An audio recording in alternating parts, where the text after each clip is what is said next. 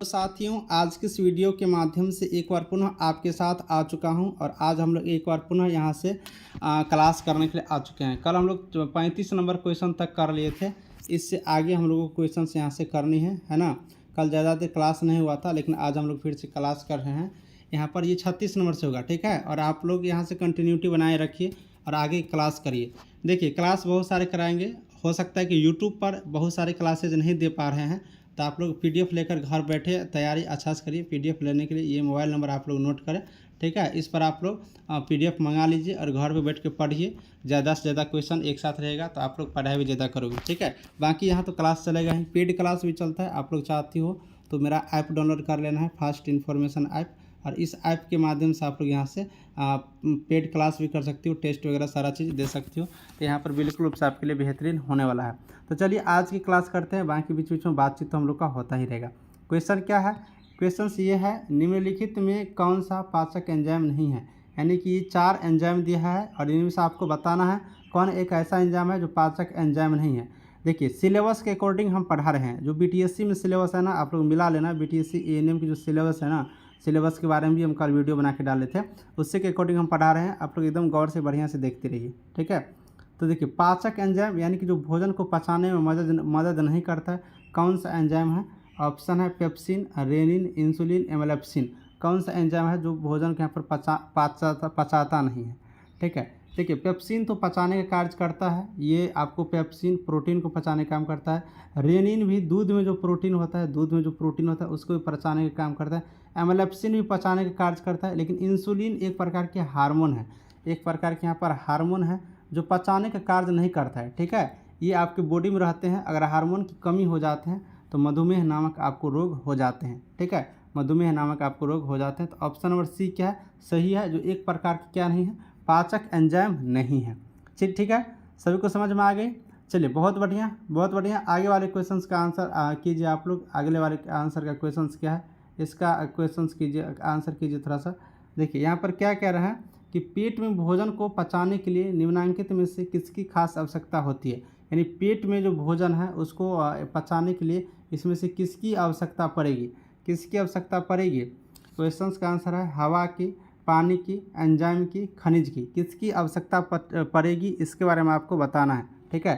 देखिए, अगर बात करिए यहाँ पर तो भोजन को पचाने के लिए हवा की ज़रूरत नहीं है, पानी की भी ज़रूरत पड़ता है लेकिन उतना ज़रूरत नहीं है, खनिज का तो कोई ज़रूरत ही नहीं है। एंजाइम की ज़रूरत पड़ता है। आप लोगों को कुछ क्वेश्चन कराए थे लेकिन ज़्यादा नहीं करा पाए थे, इसलिए वहीं से शुरू किए हैं।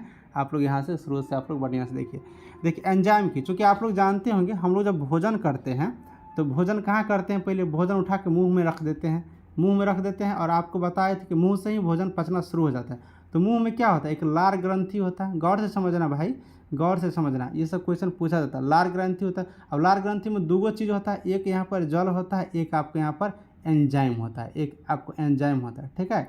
गौर से समझो, एक लार होता है, एक एंजाइम होता है। तो एंजाइम जैसे ही मुंह में भोजन जाता है, जैसे यहाँ पर मुंह में भोजन जाता है, तो वैसे ही एंजाइम क्या होता है? लार रहता है मुंह में, लार में एंजाइम होता है। ये एंजाइम क्या होता है? मिल जाता है। जैसे ही मिलेगा तो भोजन क्या होगा? पचना शुरू हो जाएगा। तो यहाँ पर एंजाइम जो है ना, एकदम बिल्कुल पचाने में मदद करता है। एंजाइम 2 टाइप का होता है लार में, एक टाइलिन होता है, एक लाइसोजाइम होता है। एक लाइसोजाइम होता है। तो इस तरह से याद रखना लार के बारे में। मुंह में भोजन एंजाइम जाता है और ये पचाने में आपको मदद करते हैं, ठीक है। ये चीज़ आप यहाँ से याद रखेंगे। तो ऑप्शन नंबर सी जो है बिल्कुल बहुत सुंदर आंसर है, बहुत बढ़िया आंसर है। चलो भाई, ये वाला क्वेश्चन करके दिखा दो। ग्लूकोज को इथाइल अल्कोहल में कौन सा प्रक्रियण बदलता है? कौन सा एंजाइम ग्लूकोज को इथाइल अल्कोहल में बदलता है, ठीक है। कौन सा एंजाइम? चलो ये बताओ, कौन सा एंजाइम बदलता है? ऑप्शन है इन्वर्टेज। ऑप्शन क्या क्या है यहाँ पर?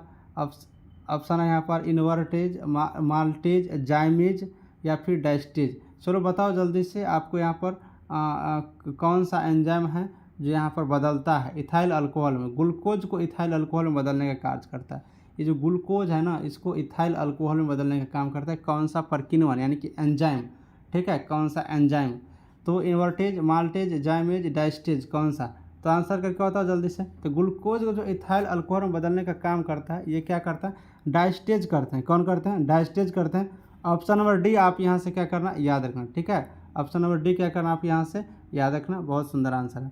आगे वाले देख लो, किस एंजाइम की उपस्थिति के कारण किस एंजाइम की उपस्थिति के कारण HIV अपना आकार बदल लेते हैं, अपना आकार अक्सर बदल लेते हैं। ठीक है, HIV जो होता है, HIV के कारण एड्स रोग होता है, सबको पता होगा HIV के कारण एड्स रोग होता है। तो किस एंजाइम की उपस्थिति के कारण HIV अपना आकार बदल लेता है।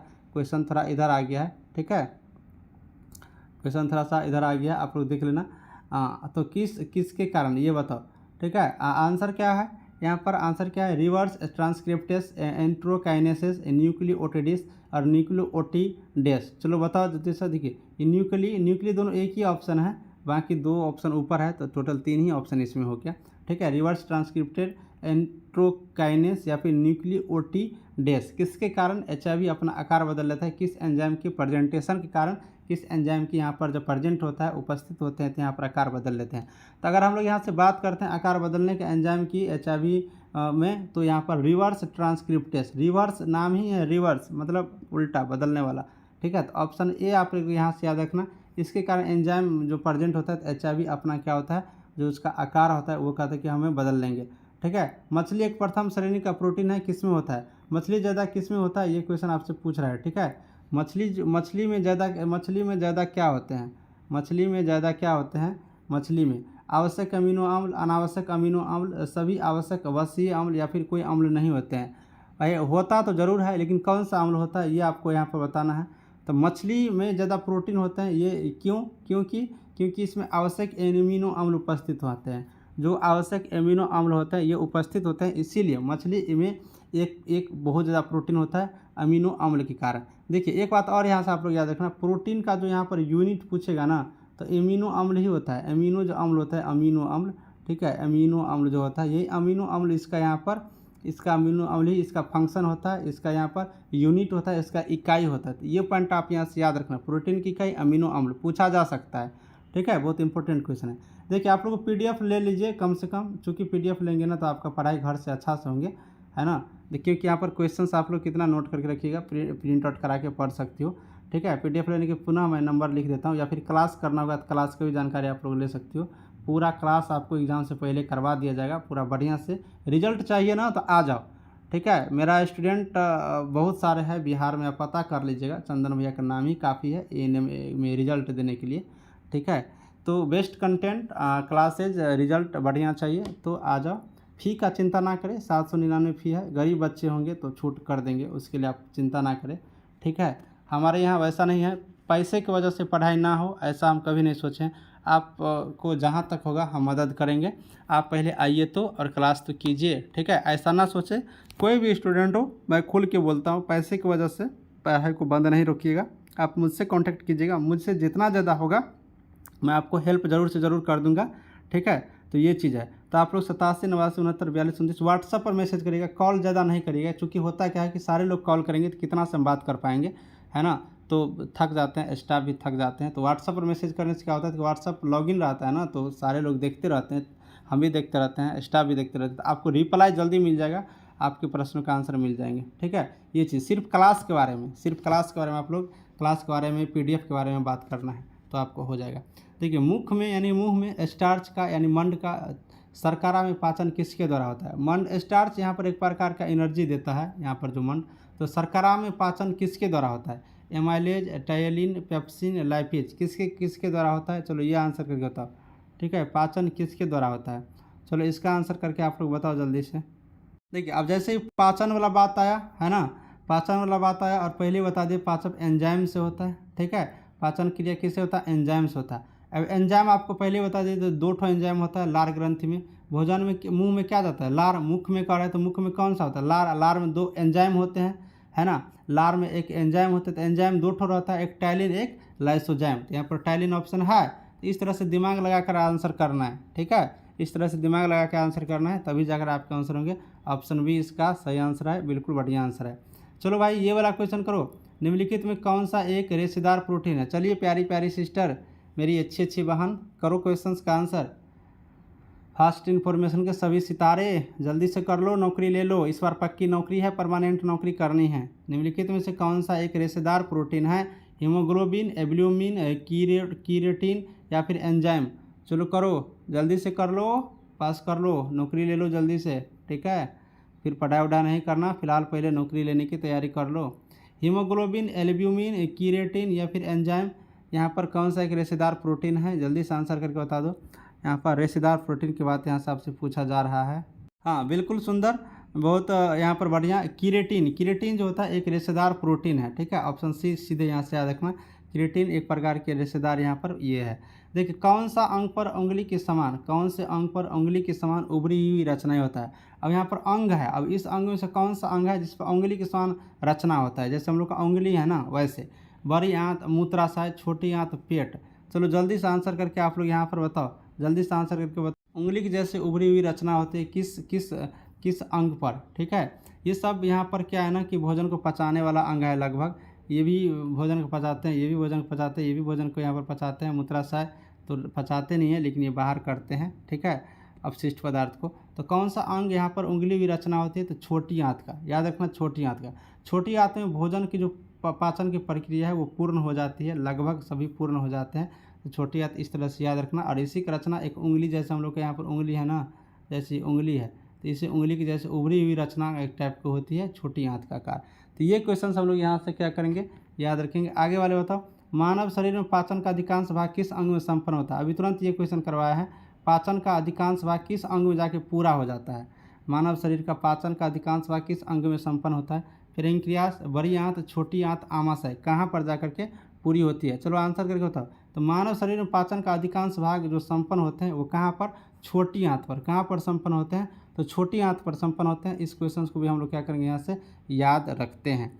चलो भाई आगे वाले क्वेश्चंस करते हैं। आगे वाले, अधिकतम पोषक तत्व रक्त में कहाँ अवशोषित करते हैं, यानी कहाँ एब्जॉर्ब होता है? अधिकतम जो पोषक तत्व है रक्त में कहाँ पर जाकर ऑब्जर्व होता है? बड़ी आंत, छोटी आंत, मुंह में, पेट में, कहाँ पर जाकर के ऑब्जर्व होता है? जल्दी से आंसर करके बताओ, ठीक है, जल्दी से आंसर करके बताओ कहाँ पर जाकर के अवशोषित किए जाते हैं।